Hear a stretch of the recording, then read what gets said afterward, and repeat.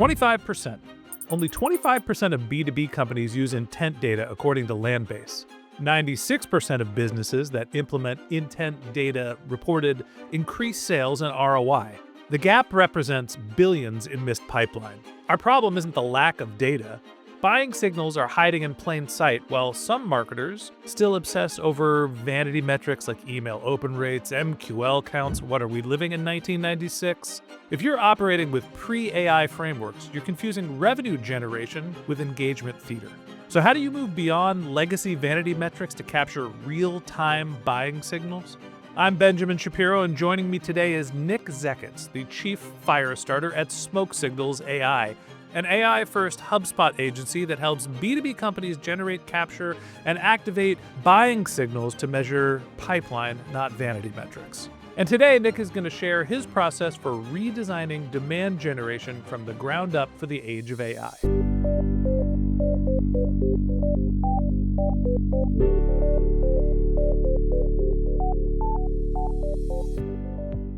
Nick, welcome to the Martech podcast. Thank you very much for having me. Excited to have you here. What a privilege. Every once in a while, you see someone from across the room, your eyes meet, and you just know that they're your person. And when we were introduced by Mark Sirkin, a mutual friend of ours, I felt that way about you. I hope the feeling was mutual. And I can't wait to hear a little bit about your demand generation process. Walk me through moving beyond MQL, SQL frameworks to real-time activation. What's the world look like today? Yeah, it's wild. I think it looks more honest than it has in a really long time, right? I think we've been chasing these vanity metrics. And I think a little bit of that discussion is really interesting in as much as I think it craps on marketing. But I think the problem is that it was all marketing had because it didn't exist really as a function. And then it finally started getting a seat at the table. And then when it got a seat at the table, it was asked to prove its value and worth. And MQLs and SQLs were all we had, right? And so we built systems around those types of behaviors. But what's really interesting is that if you kind of look pre-marketing as it exists today with marketing automation platforms and everything else, if you scaled, you hired a ton of salespeople and a ton of SDRs and BDRs and roles like that, right? Humans who would pick up phones and write emails. And the more of those humans you had, the more of those phone calls and emails that you could kind of create and send. And with AI, I think what's happening is that we're finally in a place, and I would say, kind of advanced orchestration goes into that bucket too, but we're finally in a place where the one-to-one work that frontline sellers have been great at for a long time, when they are good at their jobs, mind you. So this is not all of them. This is those who are really good, is now something that we can kind of extract and extrapolate up to the top of the funnel and our activities that are there. So I just think we're living in a completely new world. It's really exciting. I want to bag on the old way that we used to do it for a second, because, how do we count whether marketing is successful in B2B? It's an MQL. We're talking 10 years ago now. Sure. Sales, SQLs, and how are we able to convert them? The QL part is bullshit, right? Yeah. It's a judgment based on the marketing team's decision on whether this is good or this is bad. If I want more of them, I just loosen my judgment criteria. If I want them to have a higher conversion rate, I restrict my judgment criteria. Same thing with sales qualified leads, right? So it's like the volume of people that we're counting are how many we want to count. And to me, that process was always broken. Now we're in a signal age or era when we talk about what makes a difference to marketers. So how are you distinguishing between signals that are actually going to drive revenue, which is what we should all be shooting for, and just vanity metrics that look good? Yeah, my God. I mean, that's the question, right? When we start working with customers, we have kind of an Occam's razor question. And we talk to sales first, right? It's okay. Your sellers, who's your best seller? Who are your best, 2, 3, 4 sellers? And in a conversation with them, the question that we love to ask is, What is it that you hear in a discovery call that your gut instantly tells you, holy crap, I'm going to get this deal, right? I haven't even started pitching yet. I haven't started asking any of my discovery questions, or maybe I'm just getting into discovery, but this customer, this prospect said something to me. And whatever it was that they said, I want to know what that thing is where you light up and you come out of that meeting going, yeah, I've got this one in the bag. Because it turns out that somebody visiting your website, downloading some ebook, right, showing up to a webinar probably doesn't actually mean anything. It probably communicates awareness, brand familiarity. If you were to email them or reach out, you have a higher likelihood that they might open something if they stuck around for the whole webinar or came to your field event or saw you in a booth at an event, right? Those are reasons that you want to kind of invest in trust, right? But if you want to know that someone's ready to buy, it can't be some generalized off the shelf, yeah, they're hiring some people or they're doing X or they're doing Y. It has to be something truly unique. And we now live in a time where the data that you can get on organizations, oftentimes just by being really thoughtful about how to use scrapers, right? We're not even talking about buying data assets, many of which are out there in the market and charging an arm and a leg for access to data that's frankly free, right? It's how do you figure out where the information lives, and then what do you do about it, right? And the what do you do is the other piece of the puzzle that I think has been missing for a long time with data. So I think of what you're talking about as the difference between segmentation, right? How do I define who is in my sandbox? Where am I going to play? I only want businesses with more than $10 million of revenue because they can pay for my service, or somebody that is hiring for this type of role because they're already self-selecting. They've identified this pain. And the flip side of that sort of filtering and segmentation is, what are their buying signals? Like, yes, somebody is in my ICP, but when they get in front of sales and they're like, I can't stand this problem, and they bang their hands on the table, you're like, oh my God, they're buying from me. Like, what gets the salesman's heart rate going up? What is the buying signals? Yeah. How do you identify those? Like, how do you quantify or qualify, like, they want me? Yeah, right. Yeah, it's a really good question. So you make a good distinction. I think a lot of go to market has started with ideal customer profile, ICP, right? And created audiences and then gone after them, right? Um, it's wildly inefficient. It's better than throwing spaghetti against the wall and telling your message to anybody and everybody, many of who would never buy what you have. But the vast majority of even your ideal customer profile just isn't in a place to do it, right? They may not be problem aware. They may not be in the shit, right? Experiencing the pain. They don't know you. That's 100% right. Which, by the way, always kind of brings me back to, again, and we talked about it for a second before, the idea of trust, right? Like, one, they have to fit the ICP, and almost no one I've ever spoken to has an ICP that's tight enough. I think they're all about 2 or 3 degrees away from the degree of tightness that you really want to be. Second is you have to have brokered some degree of trust. If somebody's really in the shit and they don't know who you are, I'm not saying don't reach out, but I think trust is, and I think a lot of marketing teams kind of use the word brand, but it's been difficult to quantify. And we're starting to get into a place where we can actually quantify those things, right? We can know who's engaged with our LinkedIn posts. We can have a really interesting idea of who we've activated for field marketing.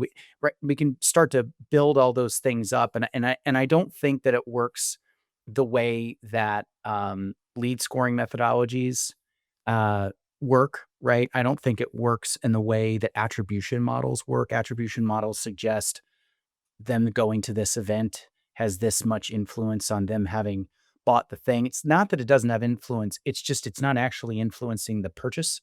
It's influencing trust. Influencing the purchase is the fact that I was in really deep crap. And yes, I made the decision to go with you guys because I know and I like you.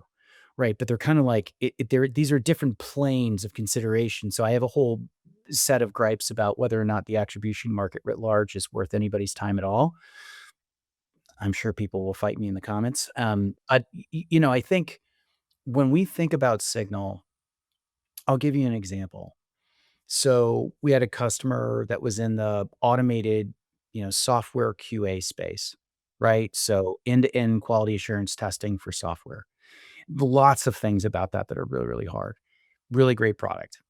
And we actually looked at public GitHub repos, which shockingly a lot of companies have public repos, and looked to see what testing methodologies they were using and how long they were running for.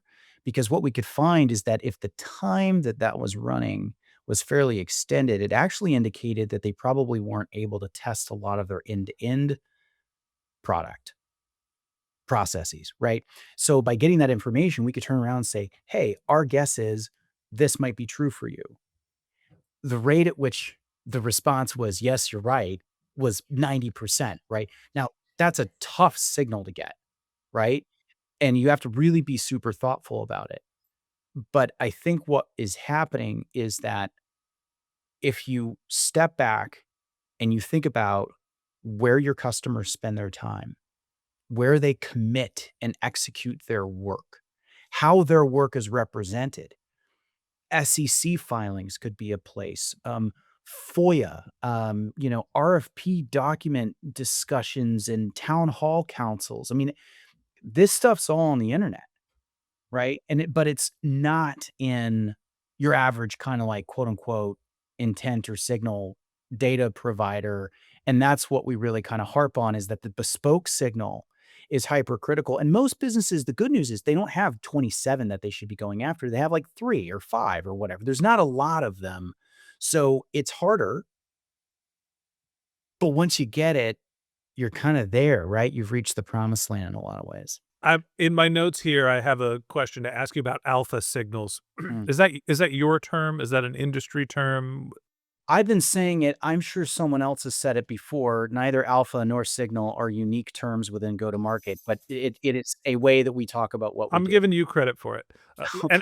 Right, the alpha signal, which is the difference from I went to Sixth Sense and bought some sort of fabricated intent signal, right? Somebody else is telling Right. me there's intent as opposed to I am building a custom signal trigger pain point, like let's call that an alpha signal. Your example of there's a QA vendor that is looking at how long it takes for you to process whatever it is, right? Mhm. That's something that's custom and specific to you. We're That's in right. the age of AI. Yep. How do we identify the alpha signals as opposed to rely on like the stale intent signals? How do you find and cultivate and build your own alpha signal? Well, I'll be self-serving for a second. We actually built a free app that does this. So it's gtmos.smokesignals.ai. Totally free. Anybody can use it. And it's got some of our proprietary approach to how it is that you figure this stuff out and think about them. But a lot of it is just trying to become as deeply aware of all the data that's in your space as you possibly can. Um, it is shocking how many companies have and organizations have APIs. There is almost nothing on a company's website that you can't programmatically gather with scrapers. And if you know what your ICP is, telling a scraper to go and look for X, Y, and Z on all of those companies' websites once a week is actually pretty easy to do, right? You got the list of websites because you have the list of accounts and you're asking it to go find a couple of, things.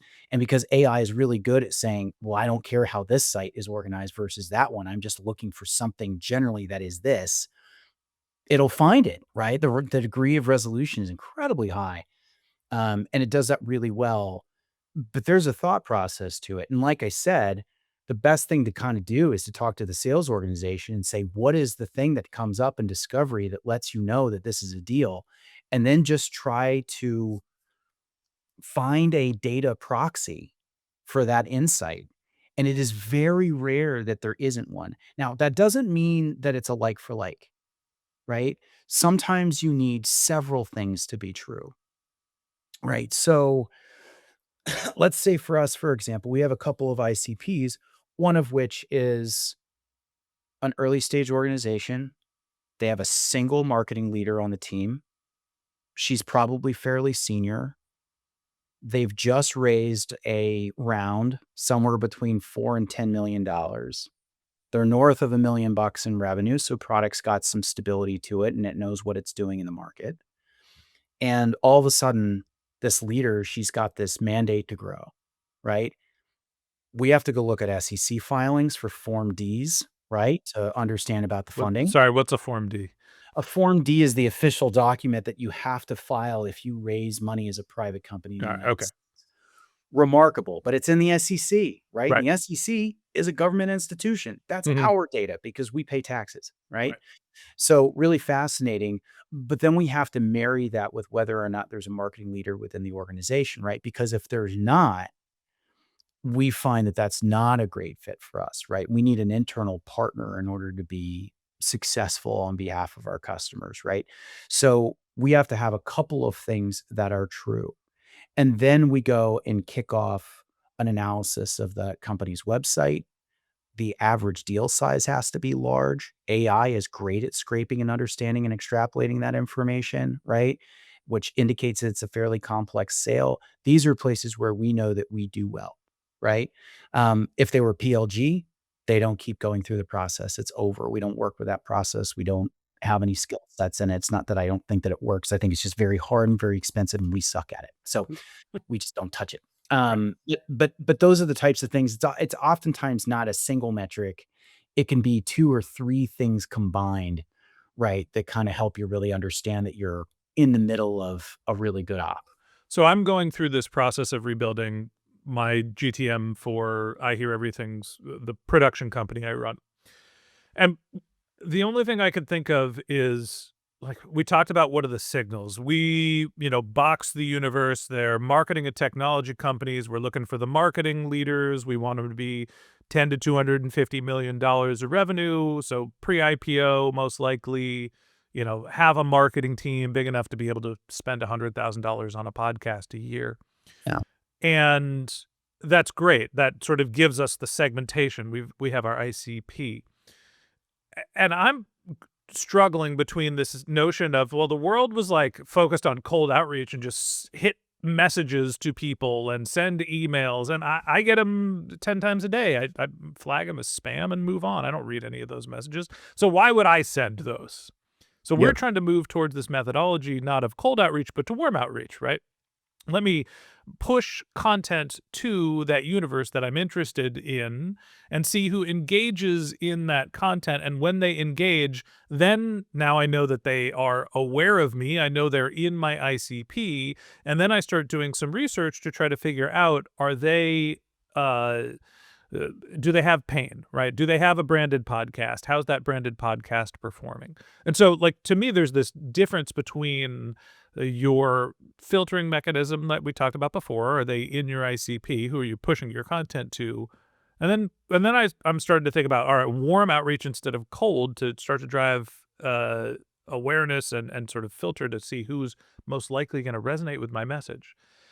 The whole second half of this thing is really confusing to me.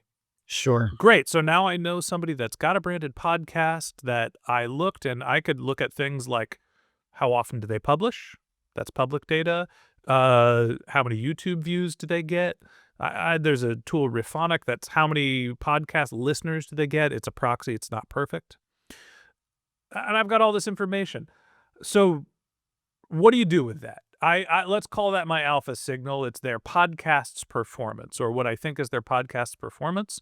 How do you figure out what is the right message and delivery method to actually get somebody to not just be like, oh, here's another cold email, but here's somebody I should actually talk to?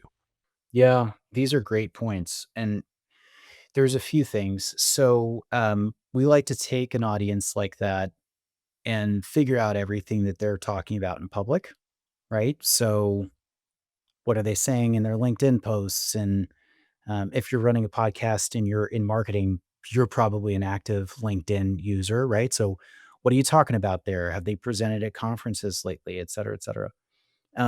and doing a little bit of a mapping exercise to see whether or not there's a disconnect between the things that they're talking about and maybe some of the podcasts.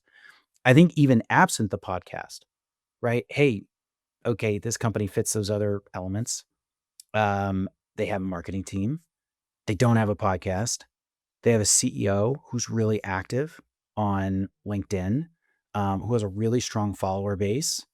Oh my God, this is such an incredible opportunity to exploit the power of a podcast in a scenario like this. Like I think of, um, the CEO of Chili Piper. She's incredibly active on LinkedIn. Um, they run field events that are very well regarded, like unbelievable field events. They have no podcast. I think that's insane. I think that's a gap for them. It's like such a great opportunity for Chili Piper to have a podcast. And I think people would listen, right? I think people would listen. They would listen to her. She's amazing. And in a scenario like that, my activation would be ingesting all of her LinkedIn posts and saying, here, I think, are your first 10 episodes, and then using the episode information and then doing a dynamic search against LinkedIn to go find who the guests are to help her have those conversations and saying, this is the next 10 episodes, right? Like, let's go get these 10 people. These people are ICPs. Some of them might already even be your customers, right? They've been talking about the same stuff that you're talking about. I love this post where you talked about that. This would make for a great pod. I've got 9 more ideas. Do you want to talk about it? That's a provocative email to the CEO, right? And I think she either forwards it to her head of marketing or she takes the call herself. My point being is that I think one of the things that we break when we think about signal is that we start at signal rather than starting at sales execution. And that's why I say it's like, what's the conversation that's happening with sales? Because if it starts there, the question you're asking becomes a lot easier. I want to double click on that. Yep. We're starting with signal, not, I think you said sales activation. Explain Mhm. that to me. Yeah. So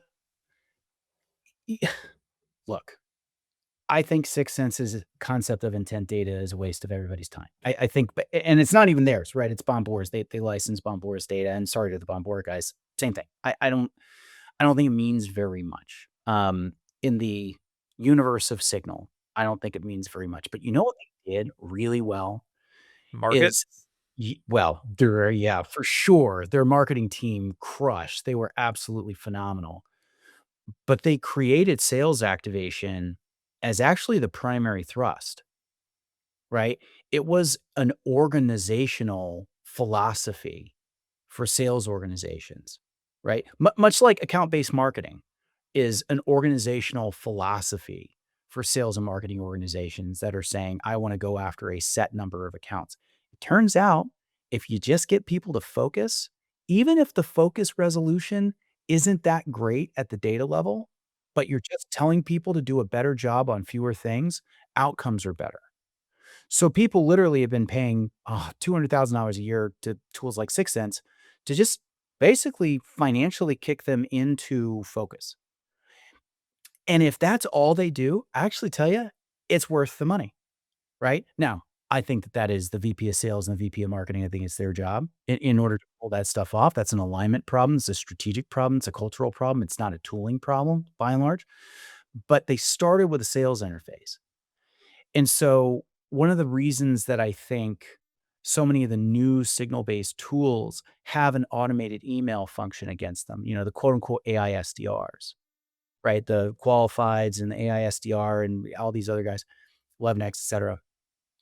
The reason that they have the automated email tools is because it is the sales activation kind of automated, right? Now, it turns out that they're all crapping the bed because A, their signals are vague and they're off the shelf, which means there are too many of them, which means you're sending too many emails, which means you are then getting crapped on in terms of email deliverability, and you start to move that system too hard, and it ends up, sure, for a month or two, yielding a new set of 50 or 60 or 80 or even 100 meetings a month. Yeah, low hanging fruit.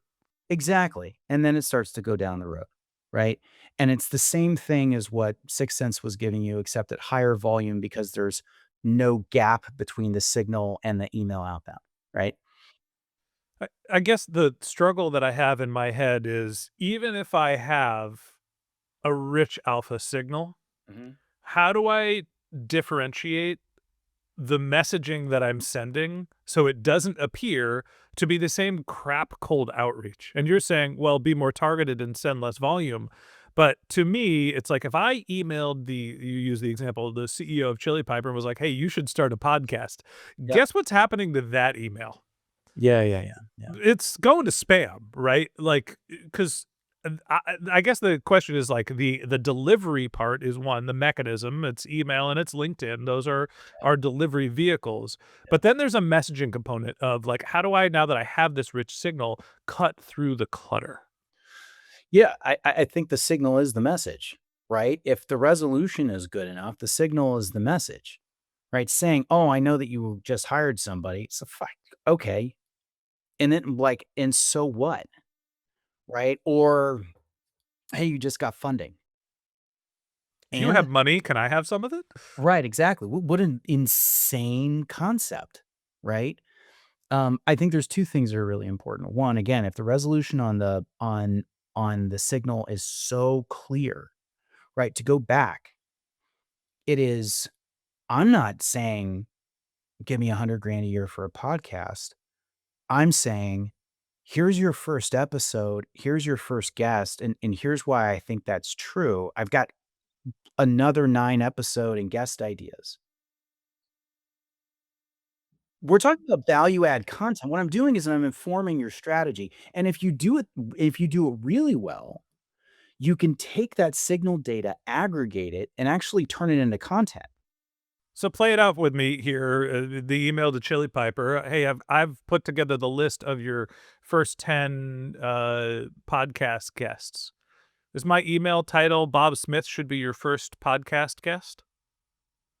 Maybe. I think that's where classic marketing skill sets still have a ton of value. Now, we create psychographic profiles on prospects at the person level, which informs how a subject line gets constructed for an individual or the body copy gets constructed for an individual, but the core message comes out of the signal. All right, now tell me that in English. Psychographic profiles at the individual level. You're finding out what individual people respond to?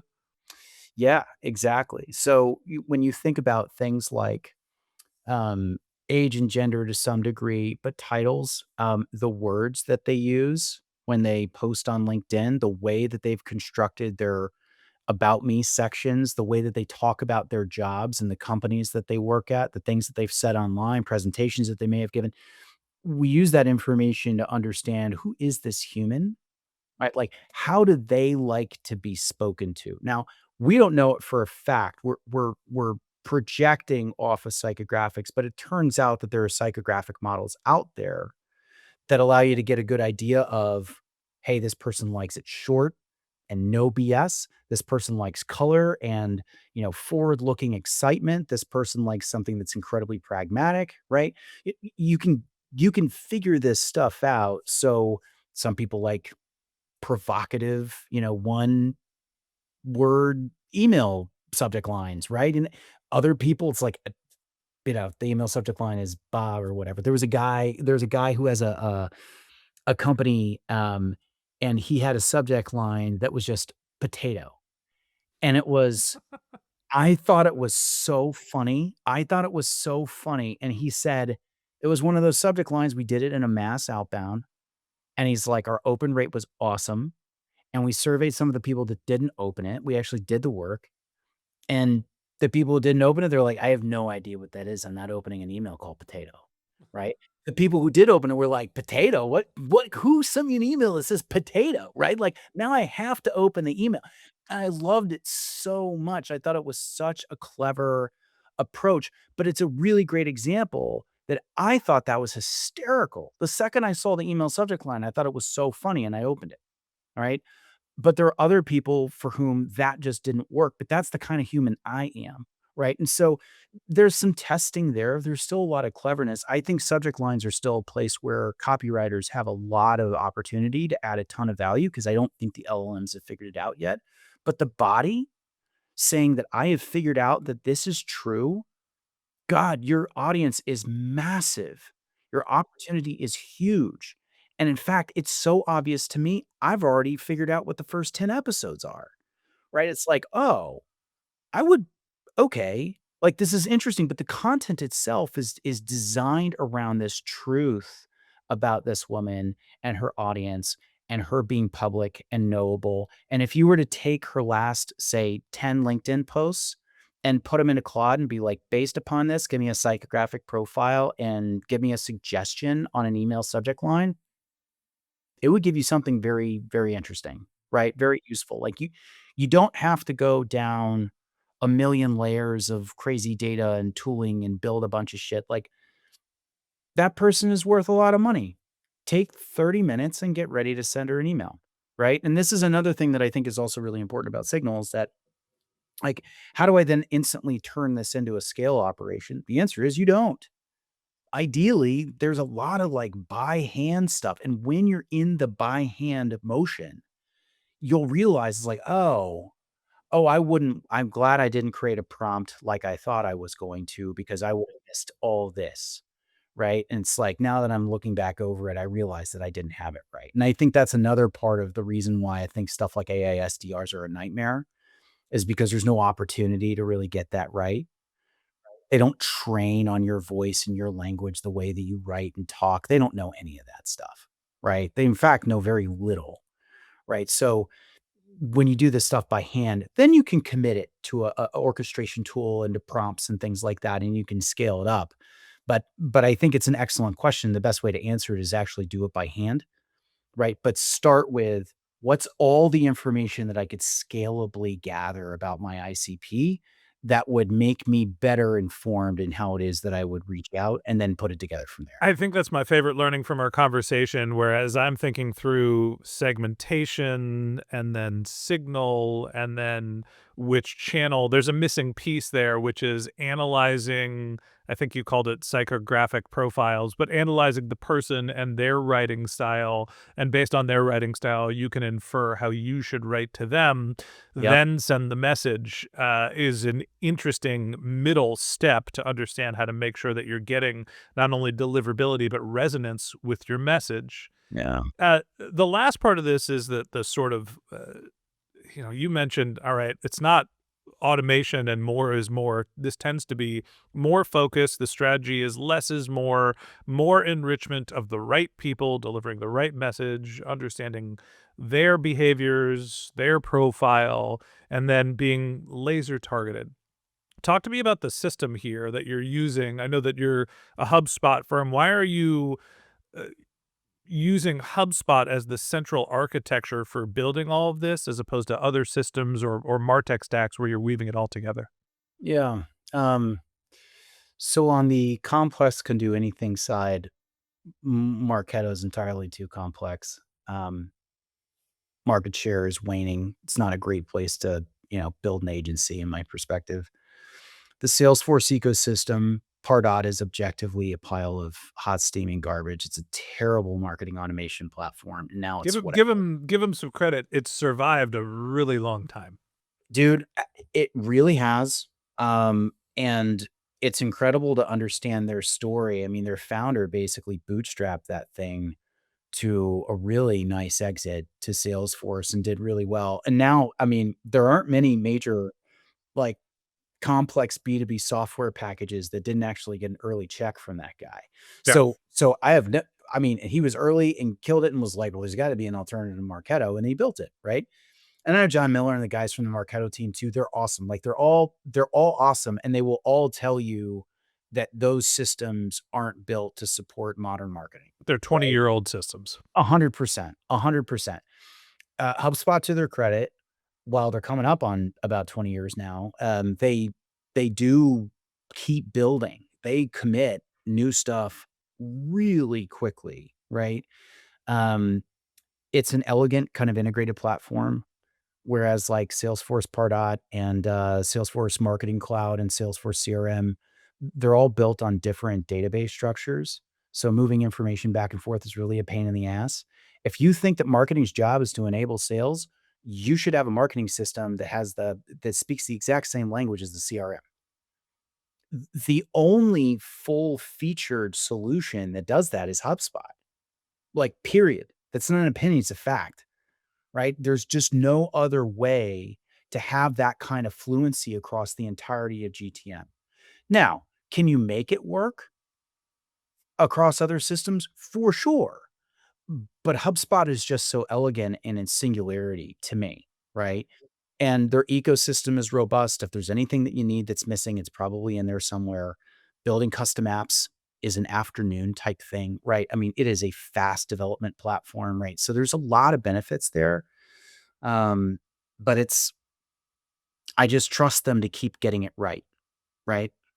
Yeah, I think that as I think through this entire conversation of, segmentation to signal, understanding who you're talking to, let's call that profile enrichment, and then messaging, it all has to live somewhere. And there is this constant challenge for me, and I think other marketers, of do I want this unified system that's built all together, or am I marteching it together? Am I, using duct tape and glue to pass data from place to place to place? And I think that, it might be, to use your email open line, potato.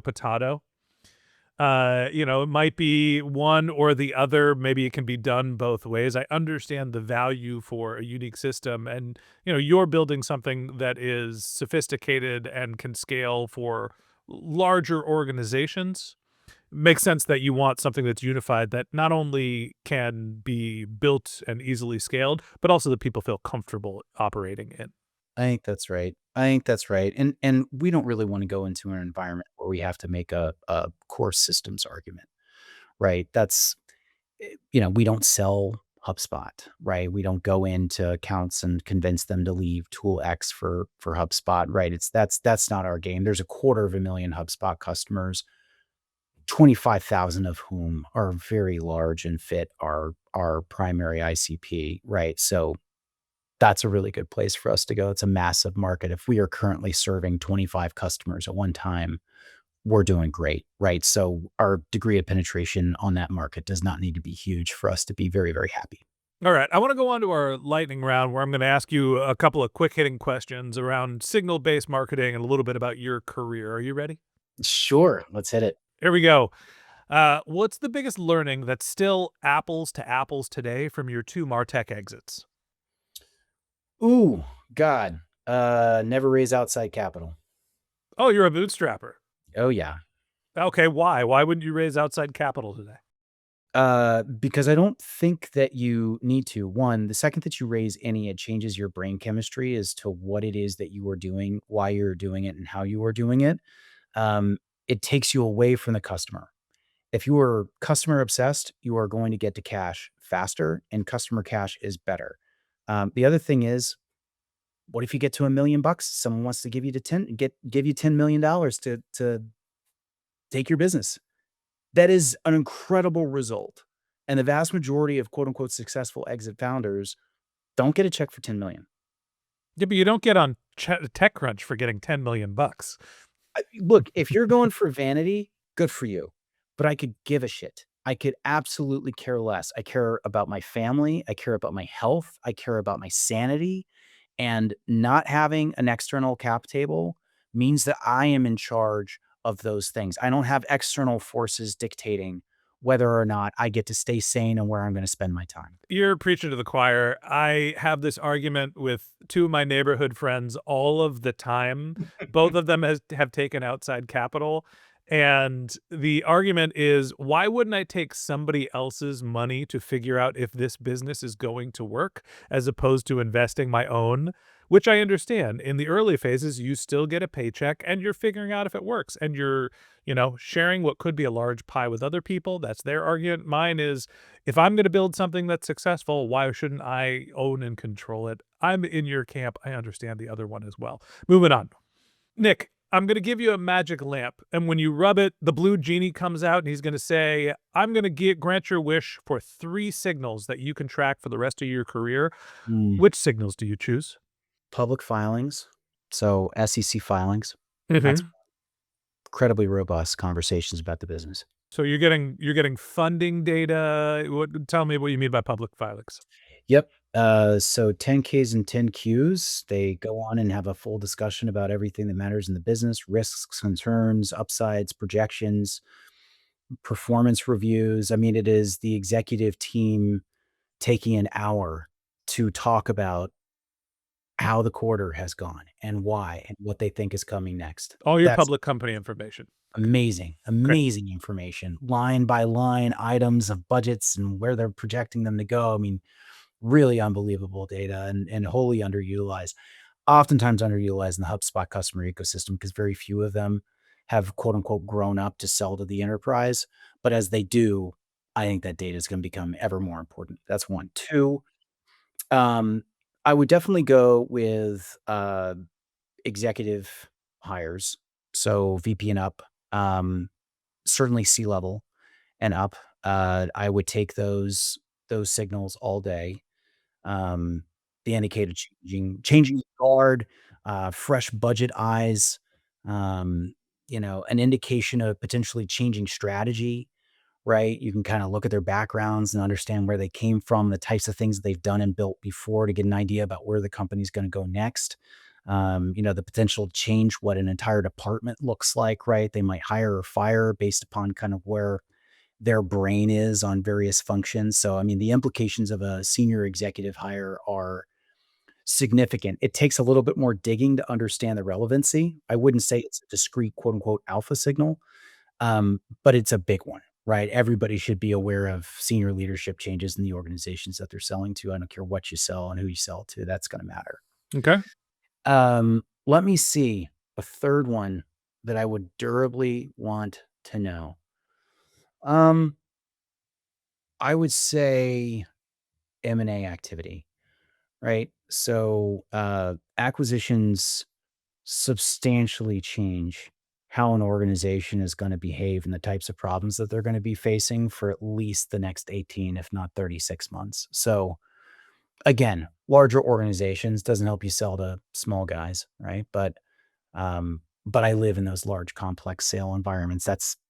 That's home for me, and that's where I'd like to spend my time. How's the company doing? Who's driving the car? And what groceries did they put in the back? That's really good. Yep. That's pretty much it. All right. What's the one AI tool or capability that everyone's hyping right now that you think is going to be completely irrelevant in 12 months? Holy smokes, completely irrelevant AI tool. Jeez. Um, I th I mean, I think we're living in a time where the answer is the tools are evolving so quickly that irrelevancy seems almost impossible to me. I think all the rappers are dead, right? Are we talking like Tupac and Biggie here? Yeah, 100%. They're already gone, and it's really sad, and I shed up here. You can see the tattoo that's here on the side. I saw the P. Diddy documentary too. Yeah, wow, was that something else? So so the AI SDRs and the 11Xs and all of those qualifies, etcetera, I don't see a future for them because as soon as organizations start to get comfortable with Claude Code, either by hiring people who know how to do it, by reimagining how you staff a go-to-market organization, by having at least somebody who's a developer light on board, but you really don't need one. Claude Code does all that, right? Way better with way better resolution. And at some point, OpenAI is going to come up with theirs and Gemini is going to come up with theirs, right? And I think the competition on that front is going to get really severe over the course of the next 12 months. But I think that if you're exporting your go-to-market process in full to the cold part of your market, um, one, I think you should stop immediately. I think it's a waste of your time today. But I think functionally, every organization is going to get to a place where they understand how to take Claude Code and make it do what they thought those AI SDRs were going to do for them, but actually deliver, right? And if you put that stuff on top of a major system of record like a HubSpot or Salesforce or what, I mean, Salesforce can't do any of this stuff. At least HubSpot lets you invoke Claude and OpenAI and all the different LLMs in workflows, right? That is an incredible unlock. And if people aren't playing with that, it's huge. But I think that if you're exporting that stuff to kind of like a boxed up tool, I think you're nuts, and I think they'll all be dead, and all the VCs that put in insane amounts of money into those tools are gonna be scratching their heads in 12 to 18 months the Hey, look, most. Qualified already took the cash. They already took the exit from Salesforce, and there's a large group of businesses that I think that are laggards that want to adopt AI that are not ready to actually build with AI, and I think that's what that universe of tools is for. It's an It's easy one. for me, I appreciate the wrappers. I think that it is, uh, the hype cycle around things like Claudebot, or I think it's Moltbot is what they renamed it to, where there's an agent that's gonna come in and can sophisticatedly run your entire computer and do everything for you. Like, that's a proof of concept Mm. that will I'm already seeing the messages now. It's like, "Look, I created this thing and it can run my entire computer, and oops, it bought a Porsche for me and booked a vacation to," and it's like, "Hey, you Yeah. might not wanna give it the keys to the car and your credit card right away." But I think that that goes away because, more sophisticated developers and companies will build that technology so it is protected for people that are using it. Like the full agentic stack where you can just talk to your agent and it will go do things, Yep. will be built out by sophisticated companies, not bootstrapped. So that's my answer.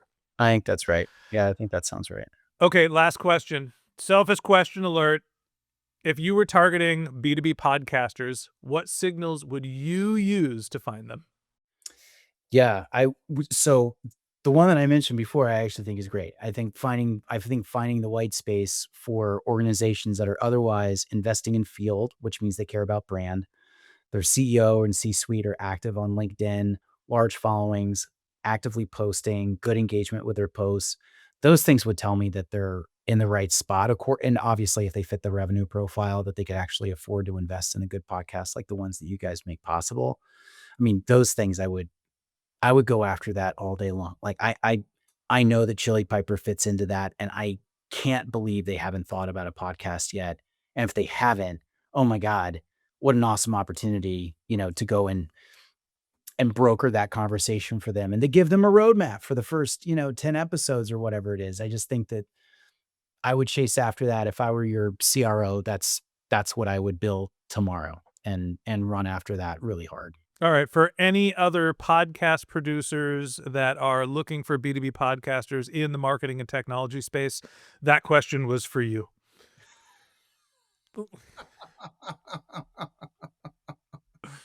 Uh, Nick, like I said in the intro, sometimes you meet someone, you see him across the room, and you're like, that's my person. I cannot tell you how much I agree with your philosophy, appreciate your approach, and just think that you're a sage, smart marketer that understands how these systems are built for the modern time right now. It's a problem we're trying to solve. I hope everybody that was listening enjoyed the conversation as much as I did. Thanks for coming on and being my guest. Thanks a ton, man. This is a lot of fun. Thank you. All right, that wraps up this episode of the Martech Podcast. Thanks to Nick Zeckets, the chief fire starter at Smoke Signals, for joining us. If you'd like to contact Nick, you can find a link to his LinkedIn profile in our show notes or on martechpod.com, or you can visit his company's website. It's smokesignals.ai. And if you haven't subscribed yet and you want a daily stream of marketing and technology knowledge in your podcast feed, hit the subscribe button in your podcast app or subscribe on YouTube, and we'll be back in your feed every week. All right, that's it for today. But until next time, my advice is to just focus on keeping your customers happy.